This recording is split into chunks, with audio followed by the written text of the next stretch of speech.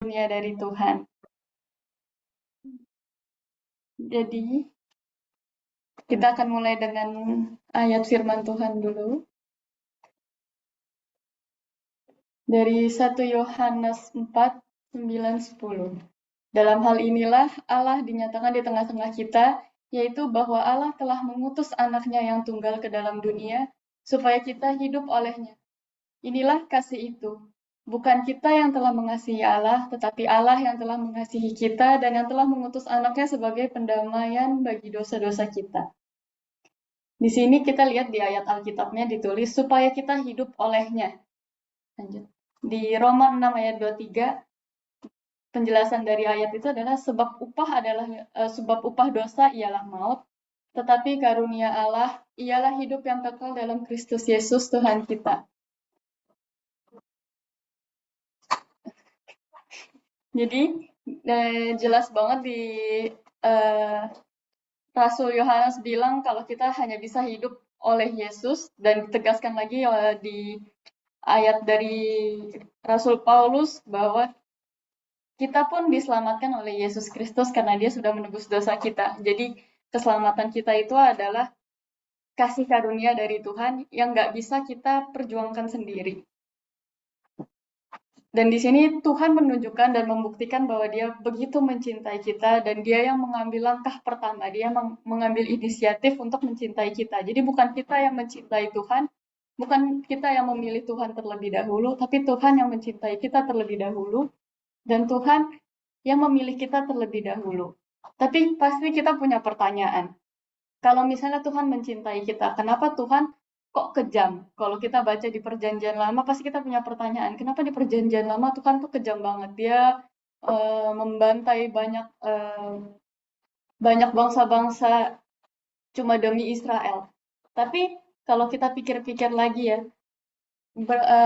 dengan melalui bangsa Israel yang Tuhan selamatkan, sebenarnya seberapa lama sih Tuhan menunggu bangsa-bangsa di sekitar bangsa Israel itu untuk bertobat? Karena dengan Tuhan menunjukkan kalau dia itu yang punya kuasa, dia pencipta kita, bangsa-bangsa di sekitar Israel pun masih tetap nggak mau bertobat walaupun mereka melihat kuasa yang luar biasa yang Tuhan tunjukkan dalam kemenangan-kemenangan bangsa Israel. Jadi sebenarnya bukan cuma Tuhan menunjukkan kasih-Nya untuk bangsa Israel, tapi Tuhan juga menunjukkan kasih karunia kesabaran yang begitu panjang untuk bangsa-bangsa di sekitar Israel itu bertobat. Tapi sayangnya bangsa-bangsa di sekitar Israel dan bangsa Israel sendiri pun juga hatinya dikeraskan, nggak mau mendekatkan diri ke Tuhan. Mereka melihat Tuhan sebagai vending machine, tempat kalau butuh aja, kalau nggak butuh ya udah ditinggal gitu. Sedangkan Tuhan tuh yang dia menunjukkan kuasanya luar biasa ketika seseorang atau sebuah bangsa tunduk takut akan Tuhan, maka penyertaannya, kasih karunia-Nya akan beserta kita gitu. Terus mungkin ada lagi yang bertanya, kalau Tuhan itu nyata, kenapa ada manusia yang harus menderita? Kenapa kita harus menderita di bumi ini? Atau kenapa banyak hal-hal buruk terjadi di hidup seseorang atau di hidup kita? Sebenarnya dari semua kejadian-kejadian yang ada di hidup kita atau di kejadian-kejadian buruk itu menunjukkan bahwa bumi tempat kita tinggal ini tuh bukan tempat yang sempurna. Dan Tuhan menunjukkan bahwa di tempat yang tidak sempurna ini pun Tuhan itu adalah Allah yang setia. Dia masih mau mendampingi kita, dia masih mau berjalan bersama kita, dia masih mau mengampuni kita. Dia tuh selalu ada di setiap situasi kita, setiap detik, setiap menitnya. Dan dia adalah Allah, gembala kita. Dia yang akan membimbing, dia yang akan membawa kita melalui lembah-lembah atau segala perjalanan hidup kita. Dia yang berjalan di samping kita ketika kita mengundang dan kita meminta kepada Tuhan untuk berjalan di samping kita. Tuhan itu mencintai kita dengan luar biasa, apapun yang kita lakukan. Sebesar apapun dosa kita itu, Tuhan masih mau mencintai kita. Jadi walaupun kita ini adalah manusia berdosa, Tuhan itu mencintai kita apa adanya. Dan yang Tuhan mau adalah dia ingin kita meminta supaya kita selalu meminta kepada Tuhan supaya hadiratnya selalu ada di hidup kita. Tapi sayangnya ada banyak orang yang suka merasa, aku ini kan orang berdosa, aku ini nggak layak untuk minta Tuhan hadir di dalam hidupku. Padahal itu tipu muslihat iblis yang membuat kita semakin lama semakin jauh dari Tuhan.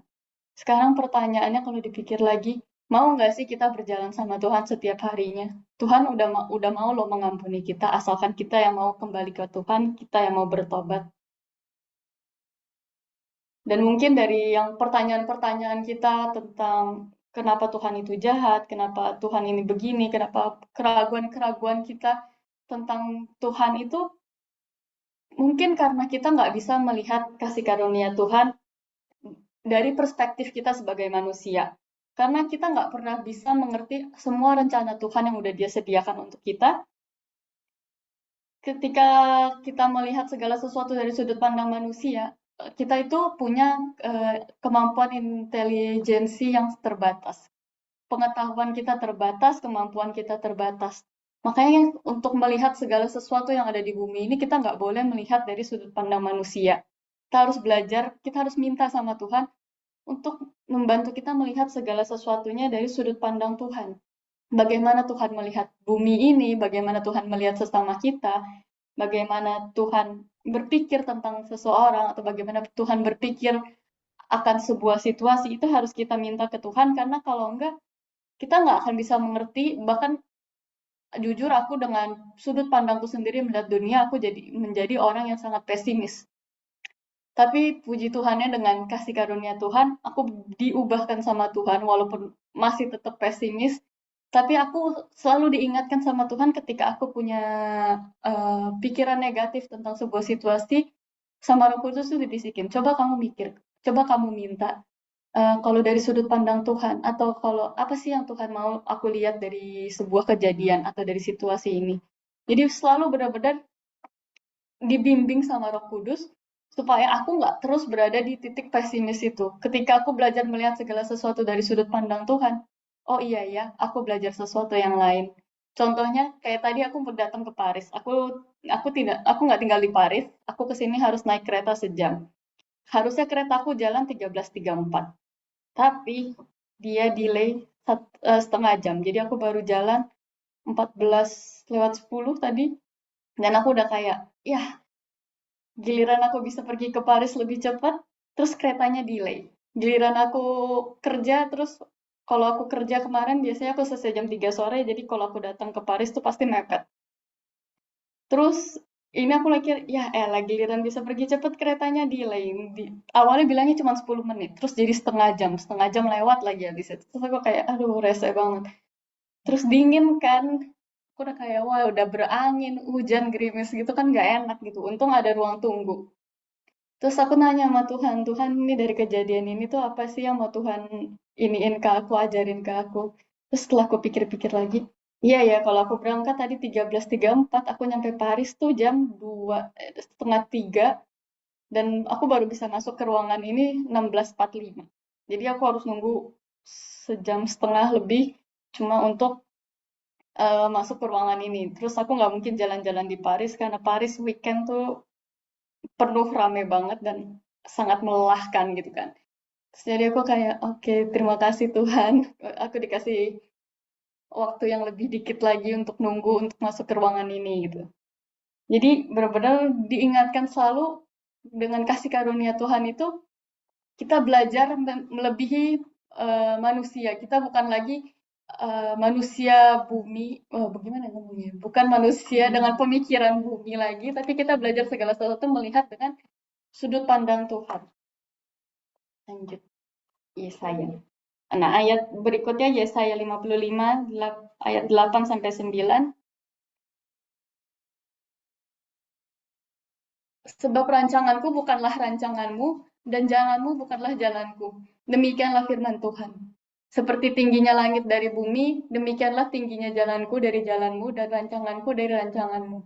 Di sini tuh Tuhan benar-benar menjelaskan bahwa kita nggak bisa melihat segala sesuatunya atau mengerti segala sesuatu yang Tuhan ciptakan, Tuhan kerjakan di balik semua rencananya itu hanya dengan kemampuan kita. Karena Tuhan itu caranya benar-benar di atas kita, kayak seperti surga di atas bumi gitu. Jadi kita benar-benar banyak hal yang kita nggak bisa mengerti kenapa Tuhan bisa melakukannya seperti itu.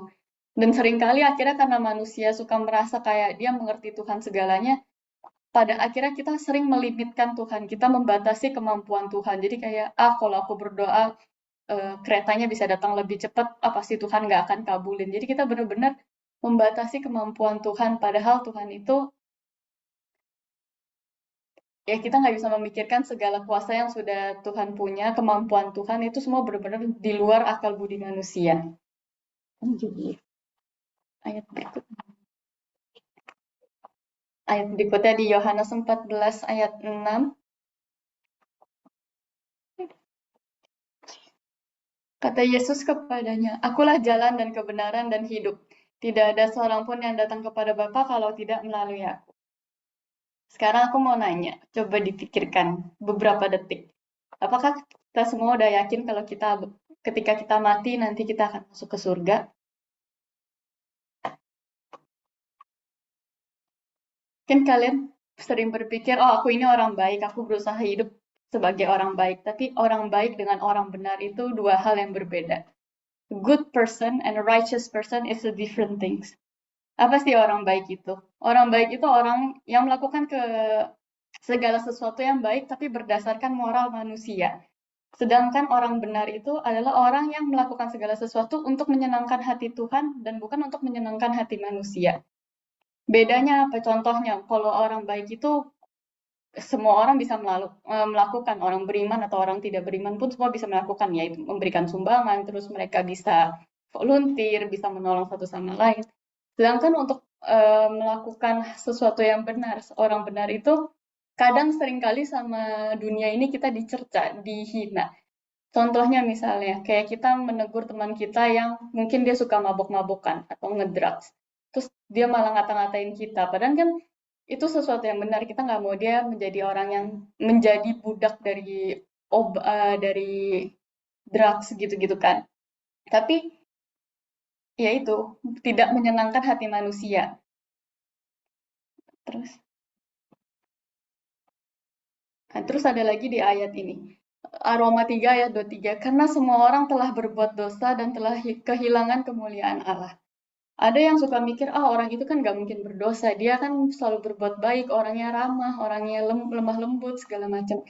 Tapi dosa itu bukan cuma dari perbuatan. Dosa itu dari pikiran, perkataan, dan perbuatan. Jadi ketika kita berpikir sesuatu yang negatif atau kita berpikir sesuatu yang jelek, itu juga sudah merupakan sebuah dosa. Karena segala sesuatu akar dari perbuatan kita sumbernya dari hati dan pikiran.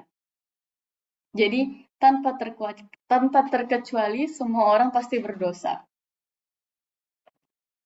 Dan kita nggak bisa, tadi aku udah bilang, kita nggak bisa masuk ke surga dengan kemampuan kita sendiri, tapi hanya bisa melalui Yesus dengan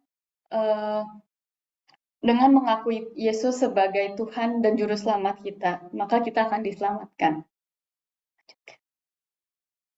Dan di sini Tuhan udah Bapa kita, karena begitu besar kasih Allah akan dunia ini, sehingga Ia telah mengaruniakan anaknya yang tunggal, supaya setiap orang yang percaya kepadanya tidak binasa, melainkan beroleh hidup yang kekal. Tuhan kita itu luar biasa, Dia benar-benar memberikan semuanya untuk kita bisa diselamatkan. Mungkin ada yang nanya, kenapa Tuhan jahat banget, kenapa Adam dan Hawa dikeluarin dari Taman Eden. Tapi kalau kita mikir lagi, Adam dan Hawa berdosa, hukumannya cuma dikeluarin dari Taman Eden gitu loh. Padahal kalau mereka terus dibiarin di Taman Eden, kemungkinan besar mereka mati karena tadi upah dosa adalah maut.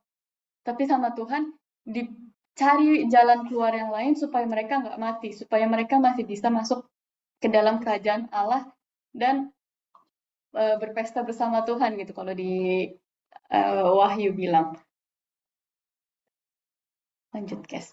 Terus di ayat berikutnya, Roma 10 ayat 9, sebab jika kamu mengaku dengan mulutmu bahwa Yesus adalah Tuhan dan percaya dalam hatimu bahwa Allah telah membangkitkan Dia dari antara orang mati, maka kamu akan diselamatkan.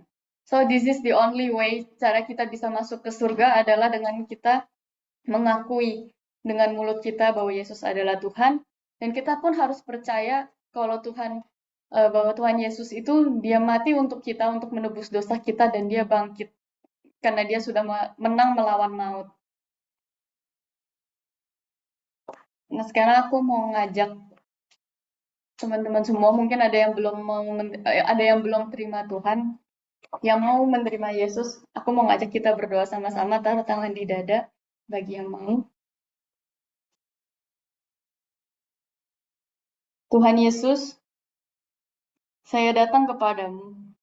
Saya mengaku saya orang berdosa dan butuh keselamatan. Saya percaya Yesus Kristus telah mati dan bangkit menebus dosa saya. Sekarang saya buka hati dan menerima Yesus sebagai Tuhan dan Juru Selamat saya. Di dalam nama Tuhan Yesus. Amin.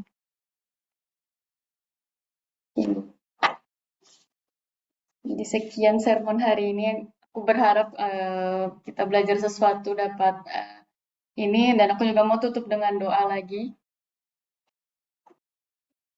Ya Tuhan, kami mau berterima kasih Tuhan karena Engkau begitu baik, Engkau begitu mencintai kami Bapa. Kami sangat bersyukur dengan kasih karunia yang telah Engkau berikan di setiap hidup kami, kesempatan-kesempatan yang Engkau berikan di dalam hidup kami Bapa. Kami sungguh bersyukur Bapa bahwa kami percaya dengan kehadiran kami semakin banyak jiwa-jiwa Bapa yang mau menyerahkan dirinya kepadamu Bapa. Semakin banyak orang yang mau mengikuti Engkau lagi Bapa. Kami percaya Bapa bahwa